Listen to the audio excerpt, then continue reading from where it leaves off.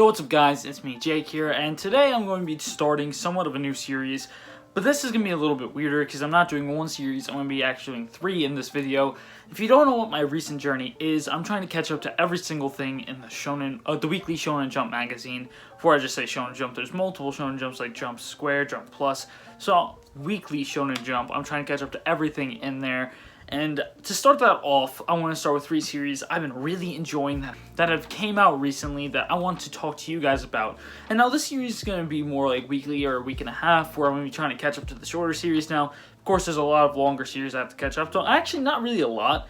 The main one that's long that I have to catch up on that I haven't is Dr. Stone. That's the biggest one. I think I also can kind of count One Piece since I haven't read Wano, so that's around 150 chapters too. So I would also say One Piece, but I can read that pretty fast in my mind. I can probably get up to that in a week, and I probably won't make a video on that because I've already read most of One Piece.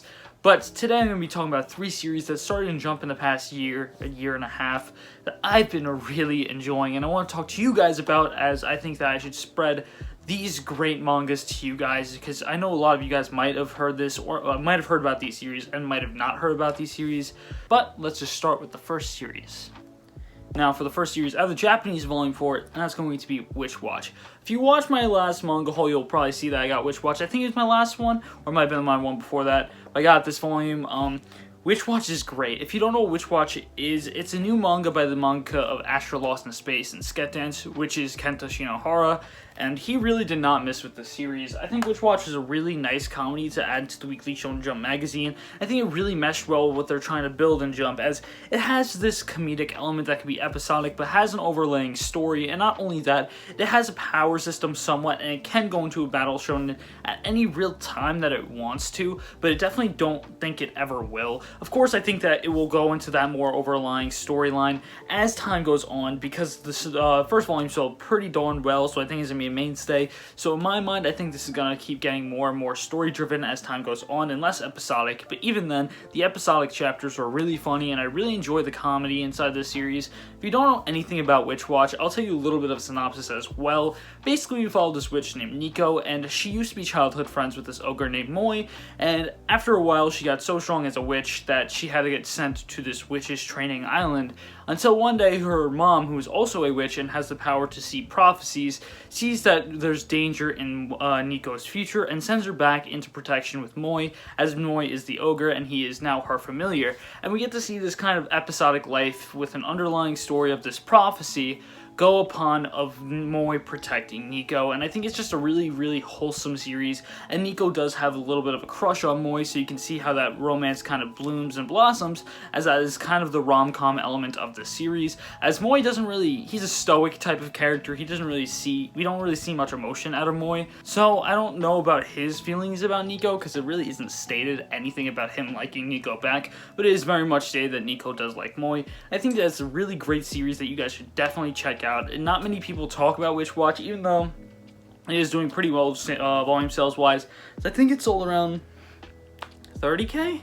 I think around 30k for the first volume, which is really well. And you can also say that's made by an established mangaka, so that could also help the sales. But come on, this volume cover is goated. This is a nice looking volume. Even without the slipcover, this volume cover is really nice. It has a really nice color scheme to it. And I hope they really do make these covers for more characters, like maybe a cover like this for Moi, and another character for cover for this for like Khan and Nemu and all the characters that are kind of mainstays. Of course, Nemu is not really a mainstay yet because she shows up around like chapter 15. And also, if you don't know how long that Witch Watch is, currently it is 22 chapters. Of course, it's going to be like 23 by the time this video comes out probably, but I think it's 21 or 22 chapters right now. So it's a pretty fast read, even though it is quite wordy. I will admit, it is quite wordy at times. It is a pretty fast read. You can get through it in maybe a day. So I'll say definitely recommend Witch Watch if you are looking for a nice comedy, romance comedy with some battle shonen elements into it, even though it's not really battle, it's more about having powers. But if you're into those kind of series, definitely check out Witch Watch. So, the next one you guys probably have actually heard about, as it's making a real name for itself outside of the people that are just weekly Shonen Jump fans. I do think that you probably have heard of it, and I do have the Japanese volume 1 and 2 of this, even though the English volume did get announced for next spring. So, you probably know what it is just from me saying that, because the Viz announcements weren't that great. Sakamoto Days. Hopefully this focuses, yeah, I think Sakamoto Days has a really high ceiling. That it's a battle shonen kind of gag series that follows in the footsteps of something like a Gintama. So if you like a Gintama, you'll probably like Sakamoto Days, and I think it really does work. I think Sakamoto Days has a really nice cast of characters it has built. The art is kind of, I like the art. I think the art's really good, but comparing it to other arts inside Weekly Shonen Jump, it isn't as good as those, but I will say it does definitely fit the series, and I do like when they put a lot of detail into their art at times, because some of the most detailed panels are the last panels of the chapter, so everyone, like the last 2 or 3 pages of the chapter always look beautiful. I think that this series almost always looks great, but I think that there's sometimes it just looks insanely great, but I think Sakamoto Days, story-wise, is really interesting. And if you don't know what the synopsis is for Sakamoto Days, you follow an ex-assassin, Taro Sakamoto. And he is a family man now, he's fat, he's no longer in the hitman life, until this kid named Shin is offered to kill Sakamoto. And if you don't know anything about this series, then you won't know that Shin's a clairvoyant. And if you don't know what that means, it means that he can read minds. So he tries to go after Sakamoto and sees that Sakamoto isn't at all trying to kill people. So instead, he does not try to kill him. He actually offers to try to save his life. Then stuff happens, and now Shin is his co-worker at Sakamoto's convenience store.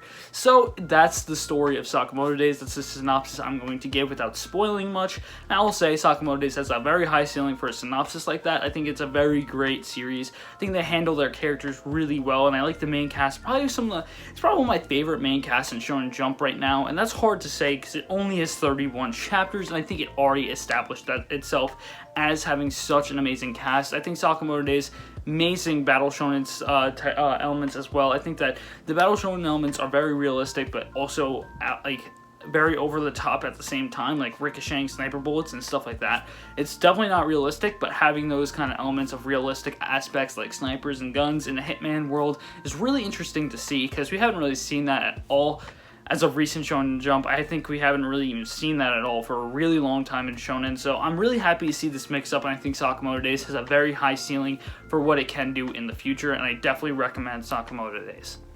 So the final series I'm going to be talking about on this list, well, somewhat list, I don't have the physical Japanese volume for, because the first volume comes out August 4th, but it will be on my August 4th order, and that is Blue Box, which you might not have heard of if you're not a Weekly Shonen Jump fan, but if you are a Weekly Shonen Jump fan, you've probably heard a lot about it, as it is a up-and-coming star that is a romantic comedy / sports series that perfectly blends the two genres. Now, since I don't think a lot of you have probably heard of Blue Box, and if you have, you might not have read it, because I know probably a lot of my fans don't like rom-coms. I'm just going to say that. I think a lot of you guys probably just like battle shonens a lot, because that's what I talk about the most on my channel. But this video really does have 2 rom-coms in it, though, so that's kind of hype. But basically, we follow this kid named Taiki, who's a boys of badminton player. He's a first year in high school trying to hit nationals. And he falls in love with the second-year girl's basketball player who's insanely talented and has the skills to carry her team to nationals.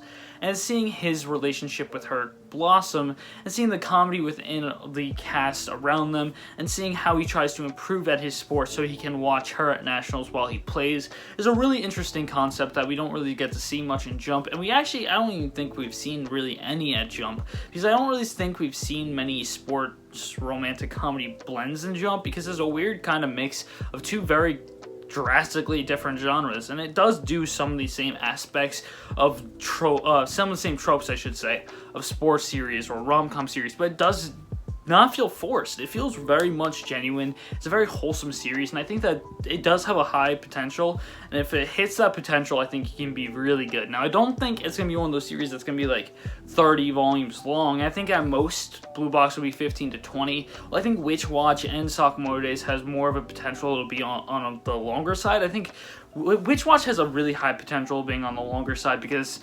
Kento Shinohara already did Skep Dance, which was 42 volumes, I believe, around 42, I believe, and Sakamoto Days just feels like one of those series that could go on for a while. Well, I don't know about Blue Box. I think Blue Box would be perfect at 15 to 25, like that 10 volume range to be in its finishing point, because I think that's like the perfect kind of length for a rom-com and a sports manga both combined. I feel like that would be like the perfect length, but there is a lot they could do, as she is a second year and he is a first year, so they can go into more depth of him, maybe him losing in his first year and going to the second year and trying to go to nationals, stuff like that. But we've yet to see much of anything really, because it's only 11 chapters in, but I think the stuff we have got built upon in Blue Box is very interesting and very great to see, and I definitely highly recommend Blue Box for the people who have yet to read it, because it is such a underrated series that isn't talked about enough on any platform, because I don't see many people being on a Blue Box stan, but I will admit, I'm a Blue Box stan, just gotta say that. And I think that should be it for this video. I don't think I have anything else to say about these three series. I highly recommend all three of these series. They're all three amazing, all three really good, so I definitely would recommend all three. Pretty fast reads, it's a pretty short. Sakamoto Days is only 31 chapters, Witch Watch is only 22, and Blue Box is only like 11 or 12. So it should be a pretty fast read for you guys if you want to get into any of the three. And if all my terrible synopsis actually got you to read them, then I would like to see what you guys think of those three series down in the comments below. So I want to see what you guys think of Sakamoto Days, Witch Watch, and Blue Box, as I don't really see many people talking about Witch Watch and Blue Box. I see quite a few people talking about Sakamoto Days, or how some of the fans say it, Sakamoto Days, because it is pretty goated. But yeah, I think that's all I have to say for this video. I hope you guys did enjoy, and I hope I see you guys next time. Peace!